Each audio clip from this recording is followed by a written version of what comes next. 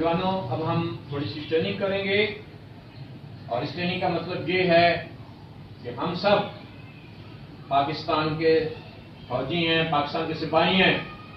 अगर पाकिस्तान के किसी ने भी बुरी आंख से देखा तो हम सब पाकिस्तान के लिए अपनी जानें कुर्बान कर देंगे। अब थोड़ी सी हम मशक करेंगे।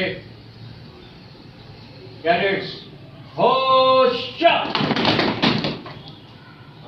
आवाज आनी चाहिए। कैडेट्स, होशियार। जब मैं कहूंगा होश यार ऐसे, ठीक है, और एक साथ अलग, होशियार, होशियार, शाबाश। पाकिस्तान जिंदाबाद, पाकिस्तान जिंदाबाद।